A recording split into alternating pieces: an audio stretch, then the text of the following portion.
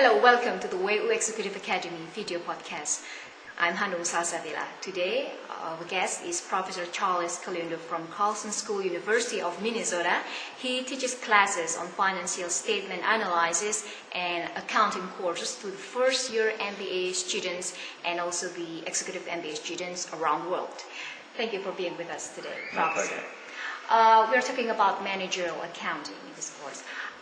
What is actually focus of managerial accounting, and is there any significant difference of focus for the executives and professionals?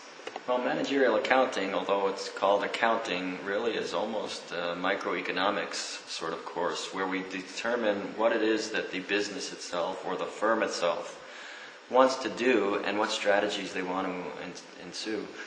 However, the course mainly focuses on costing and costing our products and what those products are costing us to make.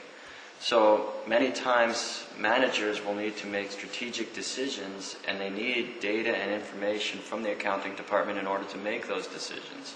A good example might be, how much should we sell a product for? Well, the marketing department will tell us how much to sell the product for, but we can't sell a product for less than it's costing us to make. So the accounting department comes in and tells us what it's costing to make. In addition, another example might be, should we close a division in Croatia or perhaps in another country? Well, if we close this division, how will it affect the rest of the business, and will our costs decrease enough in order to make it worthwhile to close this division? So these are the issues that surround managerial accounting. I see. Based on your observation or experience as a lecturer, what is the key challenge that the executive face in learning managerial accounting?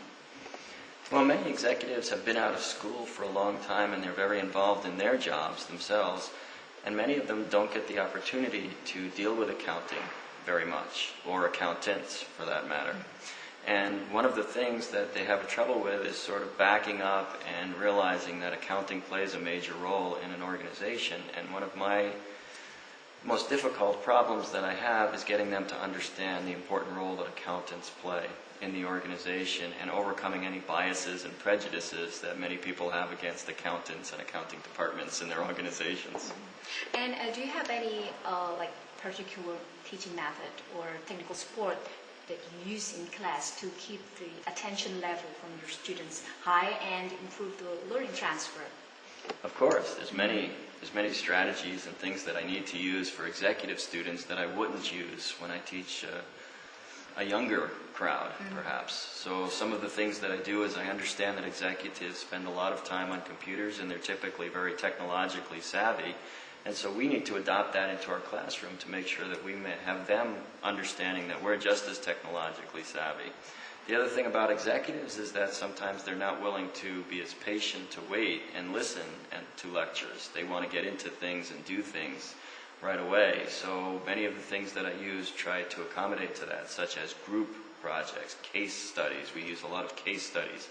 And they go off and they do things in groups because executives can learn from each other, maybe more than they can learn from me. They have lots of experience to bring to the class. And then technologically, we use things such as internet-based learning aids. So the students can go on the internet at their own time and learn.